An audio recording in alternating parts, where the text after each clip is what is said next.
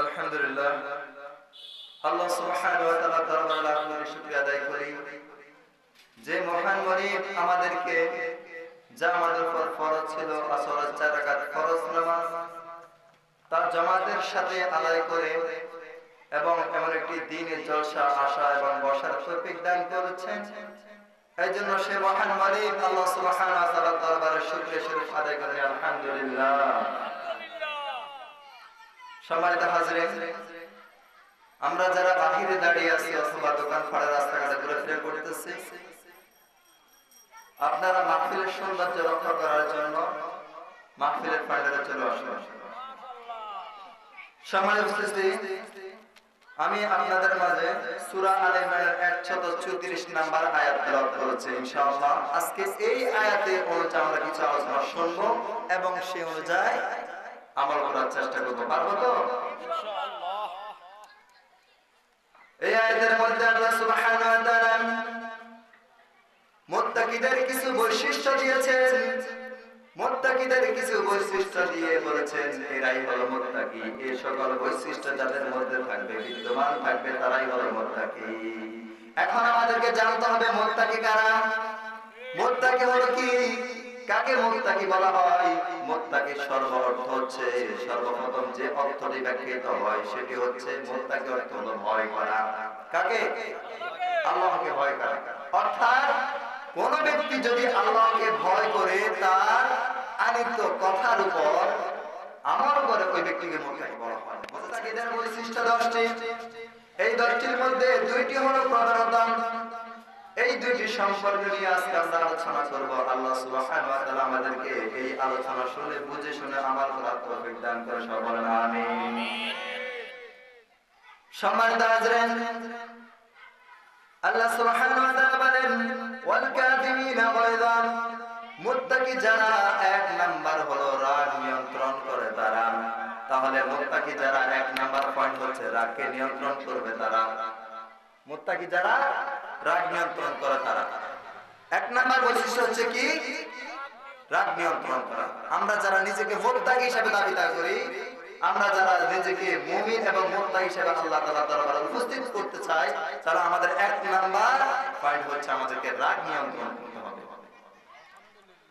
সম্মানিত হাজিরিন, আল্লাহ রাসূল বিশ্বনবী মুহাম্মদুর রাসূলুল্লাহ সাল্লাল্লাহু আলাইহি ওয়াসাল্লাম তায়েফের ময়দানে তাকে 3 বার পাথর মেরে রক্তাক্ত করে বেহুশ করে দেওয়া হয়েছে। এরপরে যখন তিনি হুঁশ পেলেন, জ্ঞান পেলেন, তারপরও তিনি তাদের উপর রাগান্বিত হয় নাই। হয়েছে? রাগান্বিত হন নাই। এত নির্যাতনের পরে আল্লাহ রাসূল বিশ্বনবী মুহাম্মদুর রাসূলুল্লাহ সাল্লাল্লাহু আলাইহি ওয়াসাল্লাম যদি রাগান্বিত না হয়, এই যে মুত্তাকিদের 1 নাম্বার বৈশিষ্ট্য রাগান্বিত না হওয়া, তাহলে বা দেখুন আমরা কি আমাদের রাগকে নিয়ন্ত্রণ করতে পারি? পারি না। অনেকে চেষ্টা করব রাখার জন্য। রাসূল সাল্লাল্লাহু আলাইহি ওয়াসাল্লাম বলেন, বুখারী শরীফের 6114 নম্বর হাদিসের মধ্যে আছে লাইসা শাদীদু বিসুরআতি ইন্নামা শাদীদুল্লাযী ইয়ামলিকু নাফসাহু ইনদাল গাদাব। আল্লাহ রাসূল বিশ্বনবী মুহাম্মদুর রাসূলুল্লাহ সাল্লাল্লাহু আলাইহি ওয়াসাল্লাম বলেন, প্রকৃত বলবান সেই ব্যক্তি নয় যে কুস্তিতে অপরকে পরাজিত করে নিজে জয়ী হয়, কিন্তু প্রকৃত বলবান ব্যক্তি হলো ওই ব্যক্তি যে রাগের সময় নিজেকে নিয়ন্ত্রণ করতে পারে।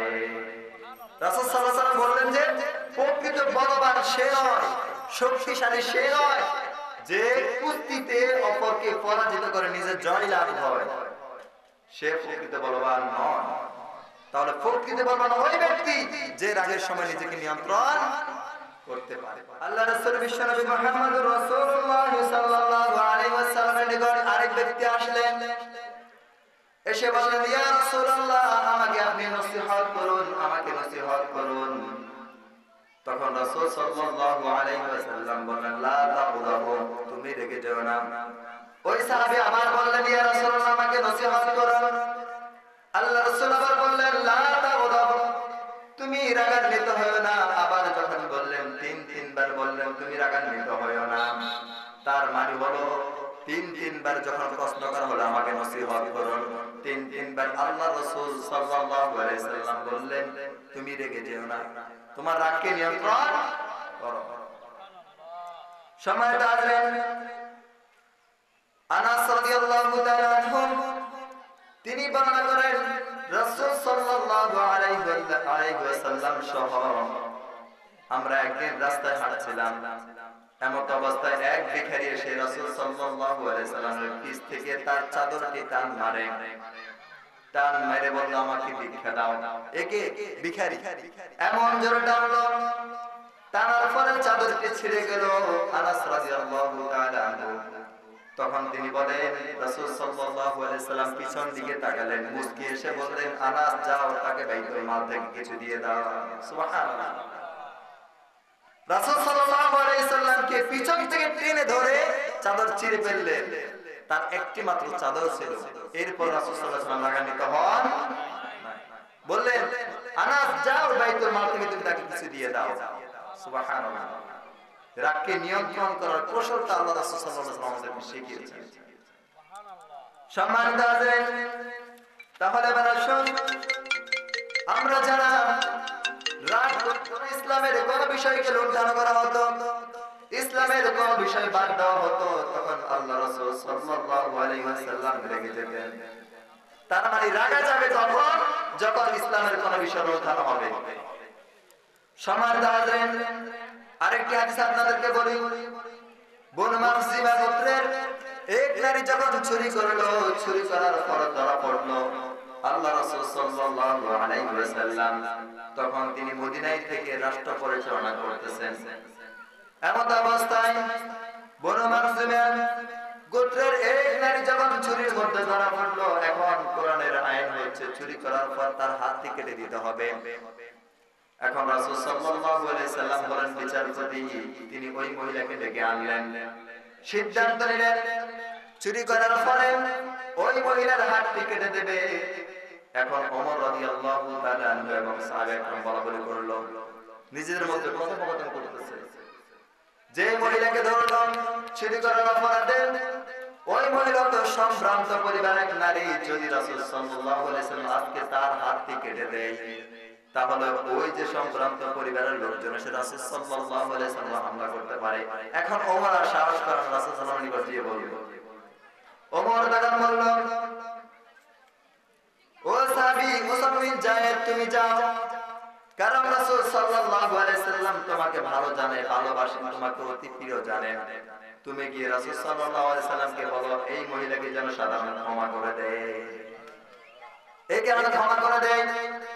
কারণ যদি ওই মহিলার হাতটি কাটতে, তাহলে কাটার পরে ওই মহিলার পুরুষজন সদস্যগণ এসে রাসূল সাল্লাল্লাহু আলাইহি ওয়াসাল্লাম হামলা করবে। তখন উসামা বিন যায়েদ রাদিয়াল্লাহু তাআলা আনহু রাসূল সাল্লাল্লাহু আলাইহি ওয়াসাল্লামের নিকট আসলেন, এসে বললেন, ইয়া রাসূলুল্লাহ, আপনার কাছে আমি একটি আকুল আবেদন করতেছি, আপনি মেহেরবানি করে এই নারীর হাত কেটেন না। নাউযুবিল্লাহ বলেন। এই কথা বলার পরে আল্লাহ রাসূল বিশ্বনবী মুহাম্মদুর রাসূলুল্লাহ সাল্লাল্লাহু আলাইহি ওয়াসাল্লাম রাগান্বিত হয়ে বললেন, ও যায়েদ, মুহাম্মাদের মেয়ে ফাতিমা যদি হতো, লাউ কানা ফাতিমা বিনতি মুহাম্মদ, আর যদি আমি মুহাম্মাদের মেয়ে ফাতিমা হতো চুরি করার ক্ষেত্রে, সারারাত লাকাতা মুহাম্মদ ইয়াদান, আমি মুহাম্মদ নিজে তার হাত কেটে দিতাম। সুবহানাল্লাহ। তিনি বললেন যে তুমি যে আমাকে নিষেধ করতেছ, আজকে যদি আমার ফাতিমা এরকম চুরি করতো, আমি নিজেই মুহাম্মদ তার হাত কেটে দিতাম। সুবহানাল্লাহ। তখন তিনি রাগান্বিত হয়ে গেলেন, রাগান্বিত হয়ে বললেন, যায়েদ, জীবনে কখনো এসব কথা বলবা না, যদি বলো আমার কাছে কঠোর শাস্তি পাবে, কারণ এই হুকুমটা আমি দিই নাই, স্বয়ং আল্লাহ সুবহানাহু ওয়া তাআলা দিয়েছে। তাহলে ইসলামের কোন বিষয় লুণ্ঠন হলে কি করতে হবে? রাগান্বিত হলে যেভাবে প্রতিবাদ করতেই হবে। সম্মানিত হাজরিন, একদিন রাসূল সাল্লাল্লাহু আলাইহি ওয়াসাল্লাম গভীর রাতে আলী রাদিয়াল্লাহু তাআলা আনহুকে ডাকলেন, ও আলী, ওঠো, তাহাজ্জুদ পড়ার জন্য ওঠো। এই কথা বলার পর রাত যখন গভীর হয়েছে, আলী রাদিয়াল্লাহু তাআলা আনহুর চোখে ঘুম বেড়ে গিয়েছে। তিনি কৌশল করে বললেন, যে আল্লাহর হাতে রূহ, সে আল্লাহ যদি আমাদের রূহ ফিরিয়ে দেয় আমি তাহাজ্জুদ নামাজ পড়বো। এটা কি কৌশল করে রসিকতার কারণে বলছে। আল্লাহর হাতে তো রূহ, আল্লাহ যদি আমার রূহ ফিরিয়ে দেয়, কিন্তু ঘুম যাচ্ছে, অর্ধমৃত্যু হয়ে গেছে, আমি তো আমার নামাজ পড়বো। আল্লাহ রাসূল বিশ্বনবী মুহাম্মদুর রাসূলুল্লাহ সাল্লাল্লাহু আলাইহি ওয়াসাল্লাম তখন রেগে গেলেন। তিনি রেগে গিয়ে বললেন, ওয়া কানাল ইনসানু আকসারা শাইইন জাবাল। হায়রে মানুষ কত ঝগড়া করতে পারে। এরকম রানের মধ্যে থামাচ্ছেন আর বলতেছেন, হায়রে মানুষ কত ঝগড়া করতে পারে, হায়রে মানুষ কত ঝগড়া করতে পারে। তিনি বাবা বলতে চাচ্ছেন, কারণ তাহাজ্জুদ পড়ার জন্য কাকে বলেছে? আলী রাদিয়াল্লাহু তাআলা বলেছে, কার জন্য? আল্লাহর জন্য। আল্লাহর বিষয়ে সে স্বীকার করলো বা কৌশল অবলম্বন করলো, এখানে রাসূল সাল্লাল্লাহু আলাইহি ওয়াসাল্লাম রাগান্বিত হলেন। সম্মানিত হাজরিন, রাগ কম বেশি আমাদের হয় না? আমাদের অনেকের রাগ হয়। দেখা যায় আমরা যখন মারামারি করি, যে পরাজিত হয়ে যাবে শক্তির দিক থেকে, ক্ষমতার দিক থেকে যে পরাজিত হয়ে যাবে, যখন দুইজন লাগালাই করতেছে, মারামারি করতেছে, এমন অবস্থা দেখছেন আমার শক্তি কম, আমার তখন রাগ উঠে যায় বেশি। আমি যদি তাকে কিছু বলতে না পারি, অনেক কিছু বলে ফেলি না, এটা আমাদের রাগ। এত বেশি আমাদের রাগ নিয়ন্ত্রণ আমরা করতে পারি না। এই যে রাগ নিয়ন্ত্রণের বিষয়ে আল্লাহ রাসূল সাল্লাল্লাহু আলাইহি ওয়াসাল্লাম আমাদেরকে কিছু কৌশল অবলম্বন করে দিতে বলেছেন। রাসূল সাল্লাল্লাহু আলাইহি ওয়াসাল্লাম বলেন, রাগ নিয়ন্ত্রণ করার উপায় হলো চারটি। কয়টি বলেন? রাগ নিয়ন্ত্রণ করার উপায় কয়টি? চারটি। যে ব্যক্তি এই চারটি উপায় অবলম্বন করবে, তার রাগ নিমিষে ঠান্ডা হয়ে যাবে। সুবহানাল্লাহ। জানার প্রয়োজন আছে না? রাগ নিয়ন্ত্রণ করার এক নাম্বার উপায় হচ্ছে, যখন আপনার রাগ হবে তখন আপনি পড়ে নেবেন, আউযু বিল্লাহি মিনাশ শাইতানির রাজীম। পারবেন তো? এক নাম্বার, যখন আপনার রাগ হবে, আপনার ক্রোধকে নিয়ন্ত্রণ করার জন্য আপনি কি করবেন? আউযু বিল্লাহ পড়ে নেবেন। এরপরে দুই নাম্বার বললেন, ইযা গাদিবা আহাদুকুম ফালইয়াসকুত। যদি কারো রাগ হয় তাহলে দুই নাম্বার অপশন হচ্ছে সে যেন চুপ করে যায়, চুপ থেকে যায়। আপনার যখন রাগ উঠবে, আমাদের যখন রাগ উঠবে, আমরা কি করব? দুই নাম্বার অপশন হচ্ছে আমরা চুপ করে থেকে যাব, কথা বলবো না। সে আমার সাথে মারামারি করতেছে, লাগালাই করতেছে, কোনো সমস্যা নেই। সম্মানিত হাজরিন, তিন নাম্বার রাসূল সাল্লাল্লাহু আলাইহি ওয়াসাল্লাম বললেন, তোমাদের যদি দাঁড়ানো অবস্থায় রাগ হয় তাহলে তোমরা বসে যাও, আর যদি বসা অবস্থায় রাগ হয় তাহলে তোমরা শুয়ে যাও। যেখানে আছো সেখানে শুয়ে যাও, মাটিতে আছো মাটিতে শুয়ে যাও। রাগকে নিয়ন্ত্রণ করার জন্য এই উপায়গুলো কে বললেন?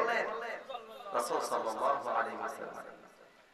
এরপরে রাসূল সাল্লাল্লাহু আলাইহি ওয়াসাল্লাম কি সুন্দর করে চার নাম্বার উপায়টি বললেন, ইন্নাল গাদাবা মিনাশ শাইতান। নিশ্চয় যে রাগটা ক্রোধটা আসে শয়তান থেকে আসে। কে বললেন? রাসূল সাল্লাল্লাহু আলাইহি ওয়াসাল্লাম। রাসূল বললেন, আমাদের যে রাগটা আসে, ক্রোধটা হয়, এই ক্রোধ স্বয়ং শয়তান থেকে আসে। ওয়া ইন্নাশ শাইতানা খুলিকা মিনান নার। আর শয়তান হলো আগুনের তৈরি। শয়তান কিসের তৈরি? আগুনের তৈরি। তার মানে রাগ আসে কোথা থেকে? শয়তান থেকে। কোথা থেকে? আর শয়তান কিসের তৈরি? আগুনের তৈরি। এরপরে তিনি বললেন, ওয়া ইন্নান নারু তুতফাউ বিল মা। আর আগুন নিবানো হয় পানি দিয়ে। আগুন নিবানো হয় কি দিয়ে? আমরা সকলে তো এটা জানি না? এক নাম্বার হচ্ছে, আমাদের যখন রাগ হয়, এই রাগটা শয়তান থেকে আসে। এরপরে শয়তান হলেন আগুনের তৈরি, আগুন নিবানো হয় পানি দিয়ে। কি সুন্দর করে আমাদেরকে বুঝাচ্ছেন রাসূল সাল্লাল্লাহু আলাইহি ওয়াসাল্লাম। এরপরে শেষ কথা, আল্লাহ রাসূল সাল্লাল্লাহু আলাইহি ওয়াসাল্লাম বলেন, ফাইযা গাদিবা আহাদুকুম ফালইয়াতাওয়াল্লা। সুতরাং তোমাদের কারো যদি রাগ হয়, তোমরা ঠান্ডা পানি দিয়ে ওযু করে নাও। সুবহানাল্লাহ। চার নাম্বার অপশন কি? রাগ হলে কি করতে হবে? পানি দিয়ে ওযু করতে হবে আমাদেরকে। আচ্ছা, এবার বলো, এক নাম্বার উপায় রাগ কমানোর উপায় কি বলো? আউযু বিল্লাহি মিনাশ শাইতানির রাজীম, এটা পড়া। দ্বিতীয় নম্বরে চুপ থাকা। দ্বিতীয় নাম্বার কি? চুপ থাকা। তিন নাম্বার হচ্ছে দাঁড়ানো অবস্থায় যদি আপনার রাগ হয় বসে যাবেন, আর যদি বসা অবস্থা হয় আপনি শুয়ে যাবেন। চার নাম্বার কি করা? আমাদের ওযু বানানো, পানি দিয়ে ওযু করতে হবে আমাদের। সম্মানিত আলেম বুঝেছেন আপনারা? এবার আসুন, মুত্তাকিদের দুই নাম্বার বৈশিষ্ট্য হলো মুত্তাকি যারা বেশি বেশি দান করে তারা দুই নাম্বার অপশন আমি বলতেছি। এক নাম্বার অপশন হচ্ছে মুত্তাকিরা রাগ নিয়ন্ত্রণ করে, তারা ক্রোধকে দমন করে। আর দুই নাম্বার অপশন হচ্ছে মুত্তাকি যারা রাগ নিয়ন্ত্রণ করে তারা, মুত্তাকি যারা দান সদকা বেশি করে তারা। একদিন হযরত বেলাল রাদিয়াল্লাহু তাআলা আনহুকে রাসূল সাল্লাল্লাহু আলাইহি ওয়াসাল্লাম বেলাল রাদিয়াল্লাহু তাআলা আনহুকে বললেন, ও বেলাল এদিকে আসো, আনফিক ইয়া বেলাল ফি সাবিলিল্লাহ, তুমি আল্লাহর রাস্তায় দান করো। যে বেলালের মাত্র একটি কাপড় ছিল, কয়টি? এই কাপড় দ্বারা তিনি তার সদর রাখতেন, নামাজ পড়তেন। ওই বেলালকে বললেন, হে বেলাল তুমি আল্লাহর রাস্তায় দান করো। তাহলে আমাদের কি করণীয় উচিত? আমাদের কি একটি কাপড় কারো আছে? এর চেয়ে বেশি না? এত কাপড় আমরা সবগুলো ফেলে দিই, তাহলে আমাদেরকে বেশি বেশি দান করতে হবে। বুঝে গেলে হাদিস আল্লাহ সুবহানাহু ওয়া তাআলা বললেন, الذين ينفقون في السراء والضراء والكاظمين الغيظ والعافين عن الناس والله يحب المحسنين। যারা সচ্ছল অসচ্ছল সর্ব অবস্থায় আল্লাহর জন্য সম্পদ ব্যয় করে এবং যারা নিজেদের ক্রোধকে দমন করে ও অপরাধীদেরকে গুনাহগারীদেরকে যারা ক্ষমা করে দেয়, তারাই হলো সৎ লোক। আর ওই সৎ লোকদেরকে আল্লাহ সুবহানাহু ওয়া তাআলা ভালোবাসেন। সম্মানিত তাহলে মুত্তাকিদের দুই নাম্বার বৈশিষ্ট্য কি? বেশি বেশি দান করা। কি করা? সম্মানিত হাজিরিন, এরপর বলেন আনফিক ইয়া বনি আদম ওয়ানফিক আলাইহি, ও বনি আদম সন্তান তোমরা বেশি বেশি দান করো। কাদেরকে বলতেছেন? আমাদেরকে বলতেছেন, ও বনি সন্তান তোমরা বেশি বেশি দান করো। সম্মানিত হাজিরিন, আমরা যারা গোপন ভাবে দান করি, গোপনে ভাবে দান করি, হঠাৎ করে কিয়ামতের ময়দানে আমরা হঠাৎ করে চমক পেয়ে যাব। কারণ আল্লাহ রাসূল সাল্লাল্লাহু আলাইহি সাল্লাম বললেন, কিয়ামতের ময়দানে কিছু কিছু লোক হঠাৎ করে আতঙ্ক হয়ে পড়বে, এত আমল কোথা থেকে আসলো? তখন তারা বলবে, হে আল্লাহ আমরা তো এত বেশি দান সদকা করি নাই, আমরা তো এত বেশি আমল করি নাই, এত আমল আমাদের আমল নামা কোথা থেকে আসলো? তখন আল্লাহ সুবহানাহু ওয়া তাআলা বললেন, তোমরা যে একটা বাচ্চাকে বাছুরকে লালন পালন করে আস্তে আস্তে বড় করো, তোমাদের গোপনীয় যে দানগুলো আছে এই দানগুলো আমি আল্লাহ তাআলা আস্তে আস্তে বড় করতে করতে উহুদ পাহাড় পরিমাণ করে। সুবহানাল্লাহ। মানুষগুলো কি হবে? আতঙ্ক হয়ে যাবে, এত আমল কোথা থেকে আসলো? এই গোপনের ফজিলত হলো গোপনীয় ভাবে যদি আপনি দান সদকা করেন, আপনার দানকে আল্লাহ সুবহানাহু ওয়া তাআলা একটা বাছুরকে যেভাবে ছোট থেকে বড় করেন, লালন পালন করেন, আপনার দানকে এইভাবে আল্লাহ সুবহানাহু ওয়া তাআলা ছোট থেকে বড় করেন। সুবহানাল্লাহ। শুধু তাই নয়, উহুদ পাহাড় পরিমাণ করবে। সম্মানিত হাজিরিন, এবার আসুন আরেকটি হাদিস বলি আপনাদেরকে। আল্লাহ রাসূল সাল্লাল্লাহু আলাইহি ওয়াসাল্লাম বললেন, যে ব্যক্তি দুনিয়ার মধ্যে দান করবে কিয়ামতের ময়দানে ওই দানগুলো তার জন্য সুপারিশ হবে। আমরা যদি দান করি কি হবে? আমাদের জন্য সুপারিশকারী হবে। ওই দান সদকাগুলো আমাদের কাজে আসবে। সময় সংক্ষিপ্ত কারণে বলতে পারছি না। দুই নাম্বার বৈশিষ্ট্য হচ্ছে বেশি বেশি দান করা মুত্তাকিদের। আর তিন নাম্বার বৈশিষ্ট্য হচ্ছে শিরক থেকে মুক্ত থাকা। শিরক বুঝেছি তো আমরা, আল্লাহ তাআলাকে ইবাদতের ক্ষেত্রে মনিবের ক্ষেত্রে সমকক্ষ না করা, এটাই হলো শিরক। যদি সমকক্ষ করেন শিরকের মতো অন্তর্ভুক্ত হয়ে যাবে। সম্মানিত হাজিরিন, মুত্তাকিদের 4 নাম্বার বৈশিষ্ট্য হচ্ছে কবিরা গুনাহ থেকে তারা মুক্ত থাকে, বড় বড় গুনাহ থেকে তারা মুক্ত থাকে। 5 নাম্বার বৈশিষ্ট্য হচ্ছে অশ্লীল কথা ও কাজ থেকে তারা মুক্ত থাকে। অশ্লীল কথা তো আমরা অনেকে বলি না, শয়তানি করে ওকে বলতেছি, মানে ওর মাকে গিয়ে আমি মাকে গালি দিয়ে আমি বলতেছি, শতানি করে ওর বাবাকে গালি দেয় বলতেছে এটা দুষ্টামি, কাকু বাতিজা বলতেছে, চাচা বাতিজা বলতেছে, কিন্তু দুষ্টামি করে অশ্লীল গালাগালি করতেছে, বকাবকি করতেছে। এই গালাগালি গুলো মুত্তাকিদের বৈশিষ্ট্য হতে পারে, কারণ মুত্তাকি যারা অশ্লীল কাজ এবং কর্ম কথা থেকে বিরত থাকবে তারা।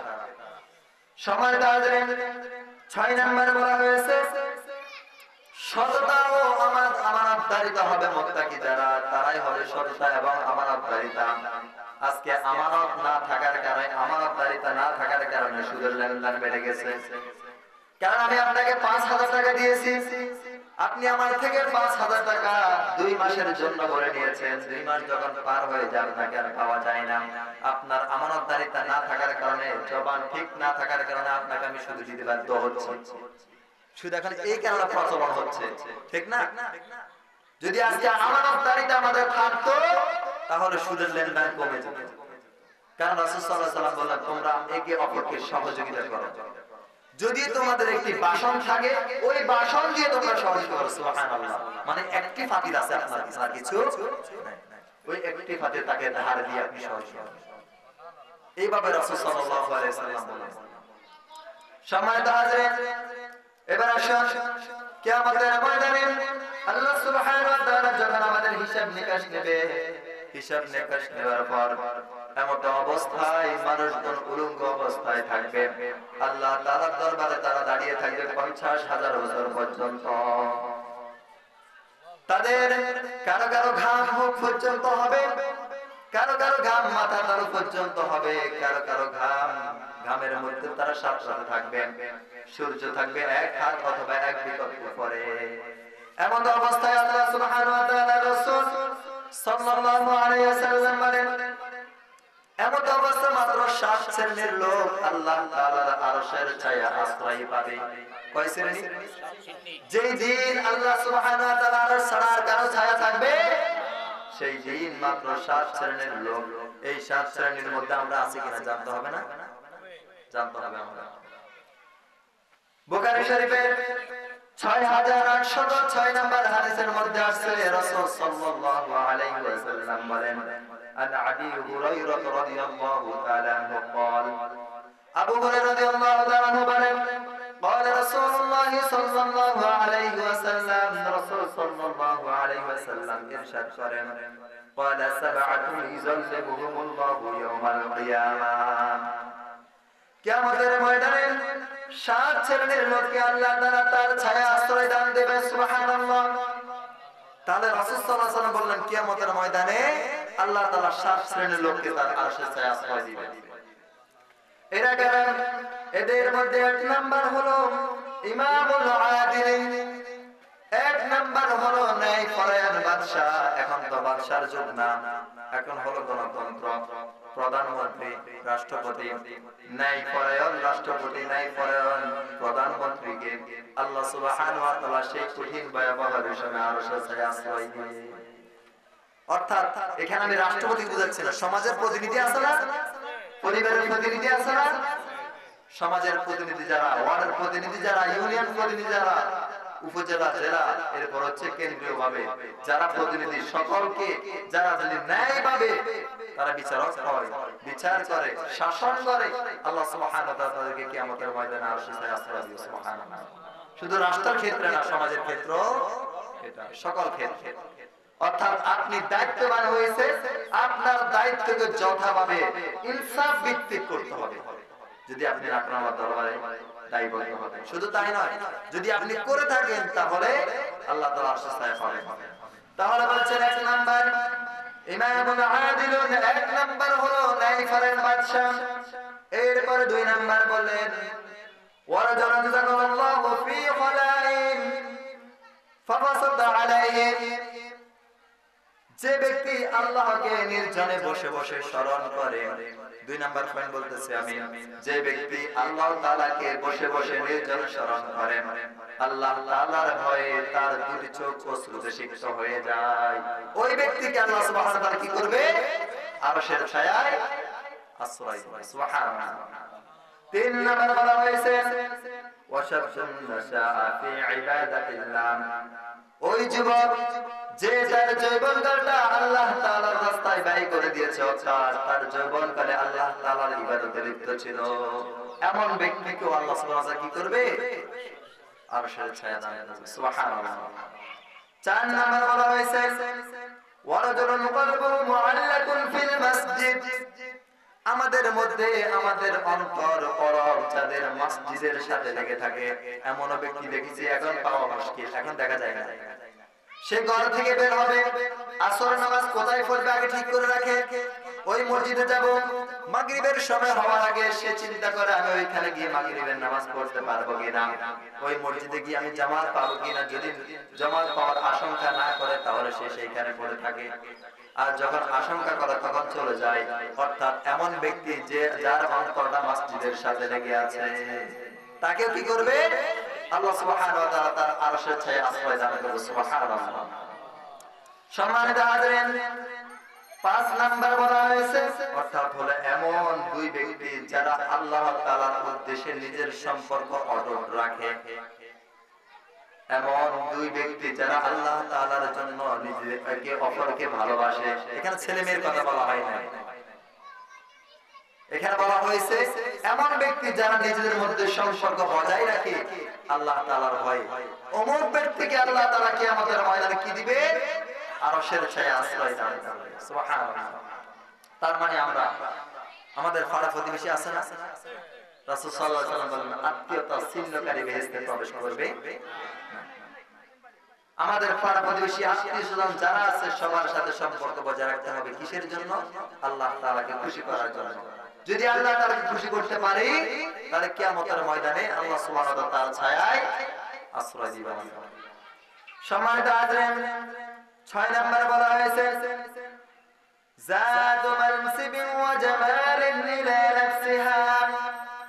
এমন ব্যক্তি যাকে কোন সম্ভ্রান্ত পরিবারের রূপসী সুন্দরী নারী ডাকলো, এমন যুবক বা এমন পুরুষ যাকে সম্ভ্রান্ত পরিবারের সুন্দরী রূপসী নারী ডাকলো, আসো আমার কামনায় আসো, তখন ওই লোকটি বলল ইন্নী আখাফুল্লাহ, আমি আল্লাহ তাআলাকে ভয় করি।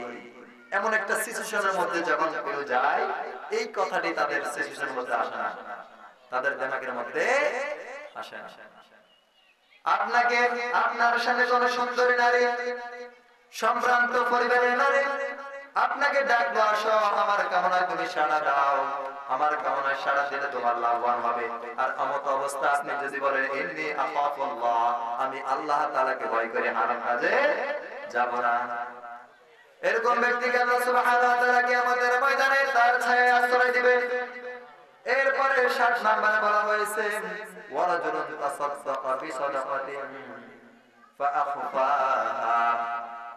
এমন ব্যক্তি যে কিছু দান করলো বা কিছু সদকা করলো, এমন ব্যক্তি যাকে আল্লাহ তাআলা আশ্রয় আশ্রয় দিবে, যে কিছু দান সদকা করলো। হাত্তা লা তা'লামা শিমালুহু মা সানাআত ইয়ামিনুহু।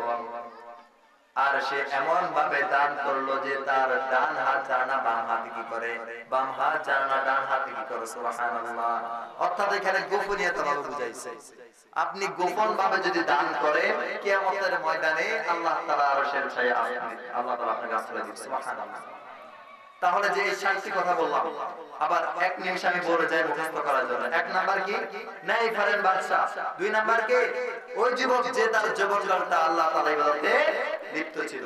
3 নাম্বার হলো এমন ব্যক্তি যে নির্জনে আল্লাহ তাআলাকে বসে বসে স্মরণ করে এবং আল্লাহ তাআলার ভয়ে তার চোখ থেকে পানি বেরিয়ে যায়, এমন ব্যক্তিকে আল্লাহ তাআলা আরশের ছায়ায় আশ্রয় দিবেন। 4 নাম্বার বলা হয়েছে এমন ব্যক্তি যার অন্তরটি মসজিদের সাথে লেগে থাকে, কোথায় গিয়ে কোথায় নামাজ পড়বো, মসজিদে পারবো কিনা, এমন লোক এখন কমই পাওয়া যায়। পাওয়া যায় না? কমই পাওয়া যায়। আল্লাহ তাআলা আমাদেরকে হেদায়েত দান করুন। আমরা কি করতে হবে? বেশি বেশি নামাজ পড়তে হবে, মসজিদের সাথে আমাদের সম্পর্ক রাখতে হবে। এরপরে 5 নাম্বার বলা হয়েছে এমন দুই ব্যক্তি যারা আল্লাহ তাআলার উদ্দেশ্য নিজেদের মধ্যে সম্পর্ক বজায় রাখে, ছিন্ন করে না, সম্পর্কের মধ্যে বিঘাত করে না। 6 নম্বরে বলা হয়েছে এমন ব্যক্তি যাকে কোন সম্ভ্রান্ত পরিবারের রূপসী নারী ডাকলো আর সে বলল ইন্নী আখাফুল্লাহ, আমি আল্লাহ তাআলাকে ভয় করে যাব না, এমন ব্যক্তিও কি করবে? কিয়ামতের ময়দানে আল্লাহ তাআলার সাথে আশ্রয় দিবে। 7 নাম্বার বলা হয়েছে এমন ব্যক্তি যে কিছু সদকা দান করলো আর এমন ভাবে দান করলো তার বাম হাতে জানে না ডান হাত কি করে। এই 7 প্রকারের লোককে আল্লাহ সুবহানাহু ওয়া তাআলা কিয়ামতের ময়দানে তার আরশের ছায়ায় আশ্রয় দান করবে। সুবহানাল্লাহ। আজকে যে আলোচনা শুনেছি এই আলোচনা অনুযায়ী আল্লাহ সুবহানাহু ওয়া তাআলা আমাদেরকে বুঝার তৌফিক দান করুন। আমিন। এবং এই আলোচনার মধ্যে কোরআন এবং হাদিসের বাইরে যদি আমার মুখ ফুসকে যদি কোনো কথা বাইর হয়ে যায় আল্লাহ সুবহানাহু ওয়া তাআলা আমাদের স্মরণ শক্তি থেকে দূর করে দেয়। সবাই আমিন। ওয়া আখিরু দাওয়ানা আলহামদুলিল্লাহি রাব্বিল আলামিন।